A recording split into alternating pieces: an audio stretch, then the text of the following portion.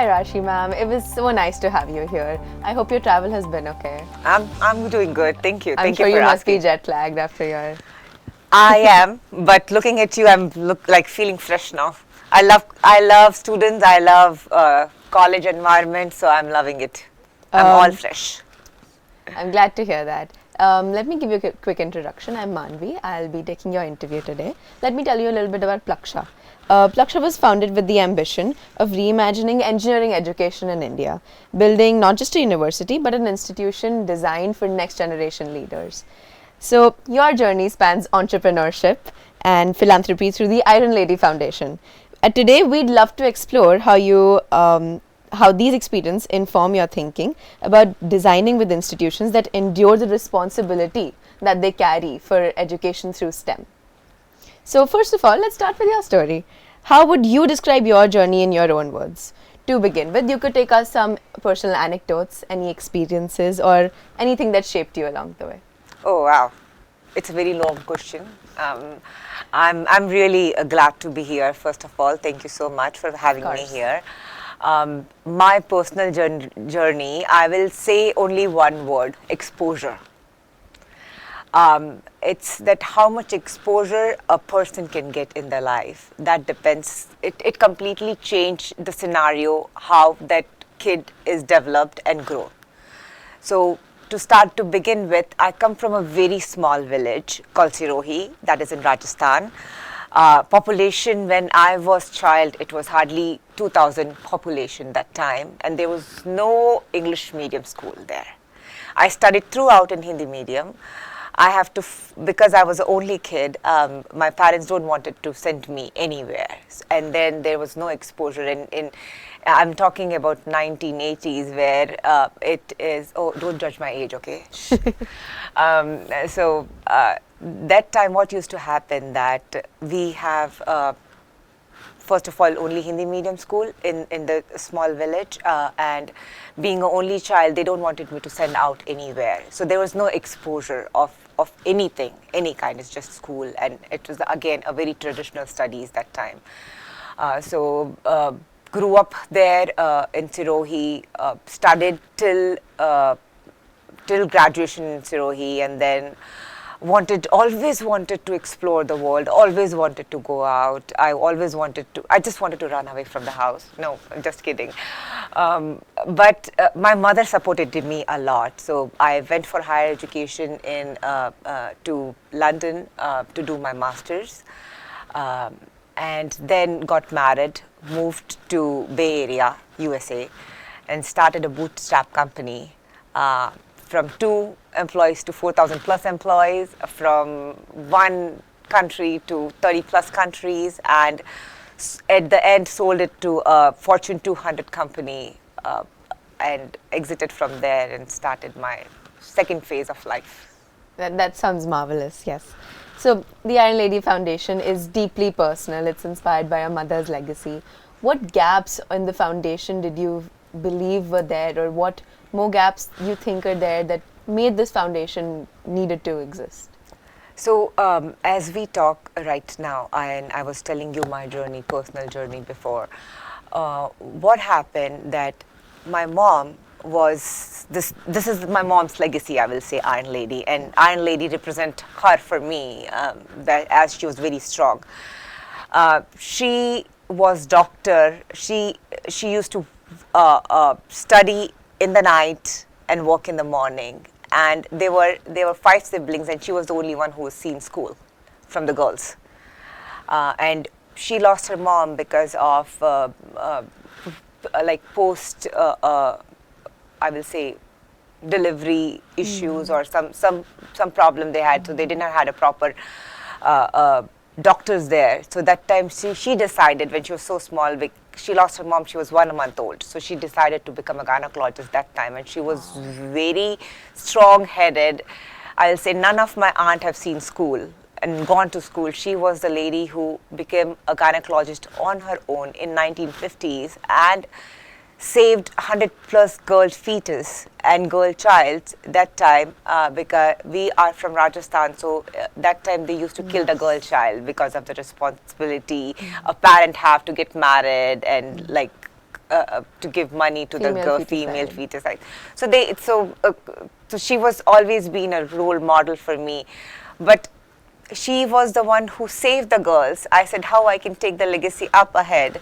So I said, okay, let me start Iron Lady on her name. And as I told you before, I did not get exposure for education. I wanted to give exposure to the girls to study more. And I thought this is the best platform to start an Iron Lady Foundation so that this legacy can go forward and there can be more Iron Ladies in the world. Absolutely. I think that's so inspiring, and it's so important to have role models in your life. And empowerment is something every girl in India should receive.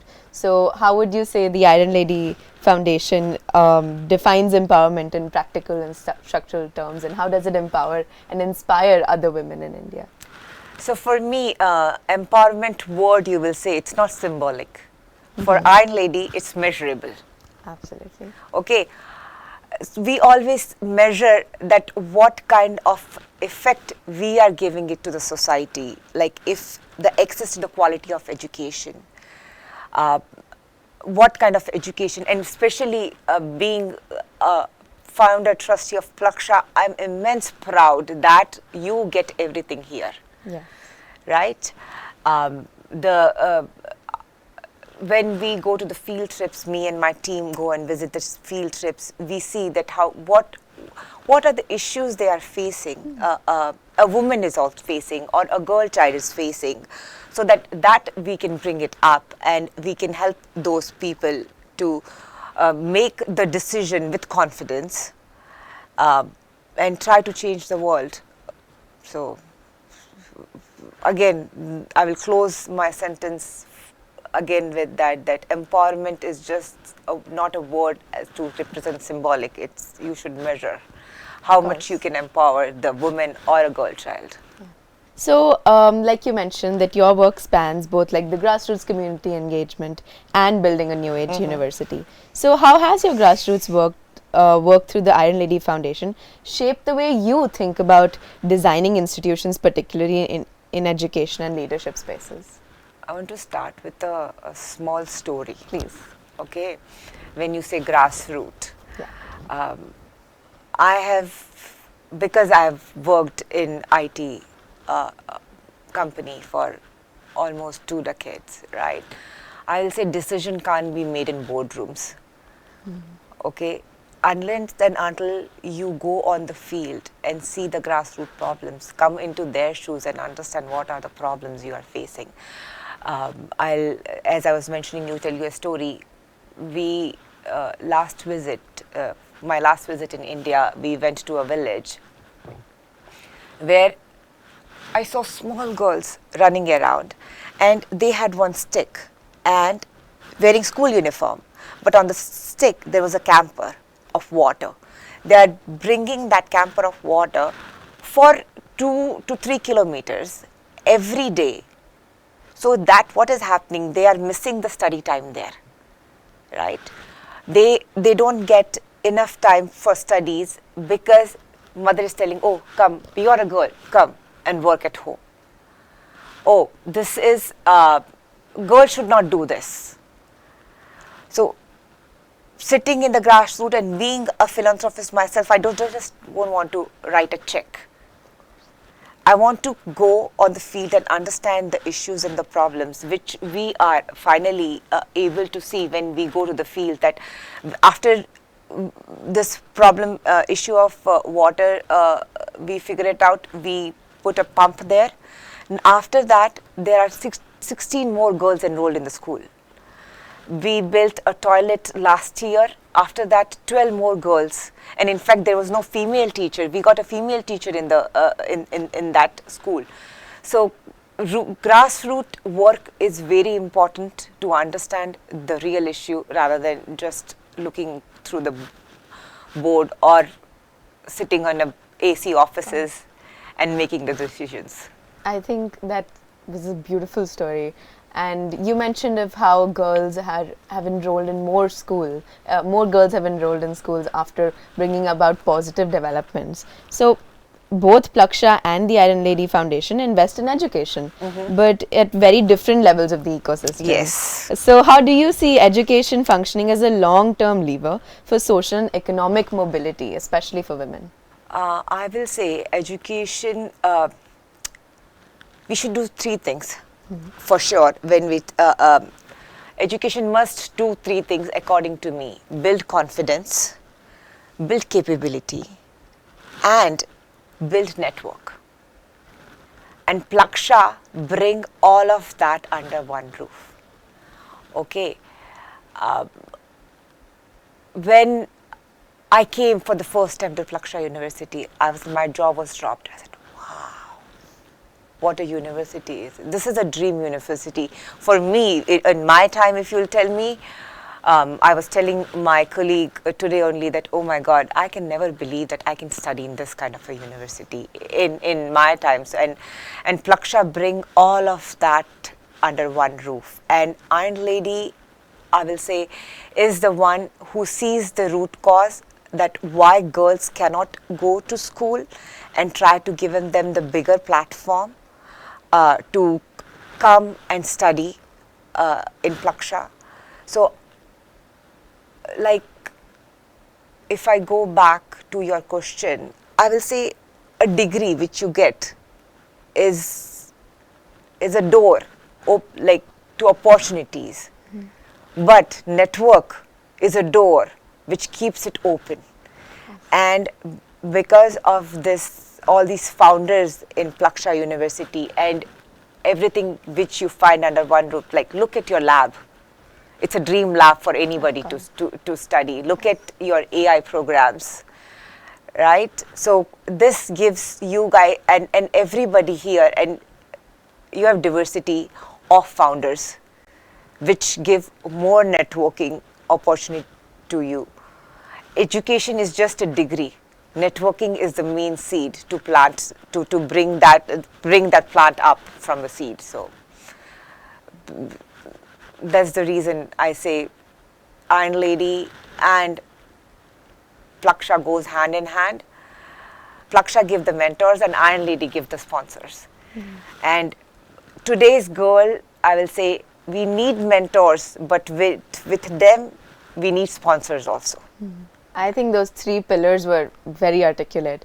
So we talk about women in STEM. In your view, what are the barriers that still remain in equality and for girls in classrooms or school or in the education space? First is sustainability and the culture. Till date, you will see very few role model leaders as women, especially in engineering or STEM sector, right? If you say role models, we need more role models in these sectors.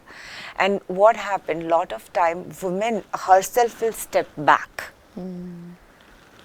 We give them the voice, but they're still seeking for permission to use that voice. We have to stop that barrier. I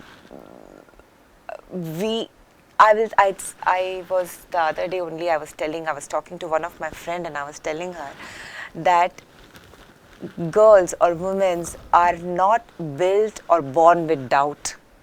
Doubt is a seed which world give it to them, right? We even as a kid don't understand. We never doubt. You will put your hand in a fire. You will not understand, oh, this is fire, my hand can burn, right? The same way, the doubt has given as a woman to us that, oh, you are a girl. Oh, girls don't go to engineering. Oh, girls don't do that. So we have to stop that traditional thinking. We have to stop using, and I'm telling you, we are in AI generation age, but still, when I go to field, I see these problems still lies there. So through Iron Lady, I need to bring those girls out and give the platform like Plaksha to them. We have to come out from that box thinking about women. I agree completely. And like you mentioned, there's a lot of internalized silence from girls, and they think they need permission to speak up. Do you think this stems from maybe family expectations or the way they were brought up? And what do you think families can do to empower girls and make them leaders? So there's so you have to empower. If you empower a woman, she will empower the whole family. Yes. Right? The generations and generations are depend on a woman rather than depend on a man. I often say, and it's not I often say, my mom always used to tell me that, because she was a gynecologist. So she used to tell me, if a woman can give a birth to a life, bring a life in this world, a woman can do anything in life. It's nothing that a woman can't do. So is there any advice you'd like to give young women, such as the women at this college, the women you speak to, the women you interact with? Don't be scared to handle challenges situation. Always be ready to accept the challenge, and rather than sitting in comfort. Always don't be ready, okay, I will be ready. Readiness comes with action. Mm-hmm. If you will sit and think, oh, I should do this, or oh, I have this barrier, no. You have to get up and you have to take action towards it. Nobody, you can take the horse to the water, the horse has to drink the water, right? Yeah. So and don't wait. You have to, and a woman has to create an opportunity for herself. And a woman, people generally say woman is the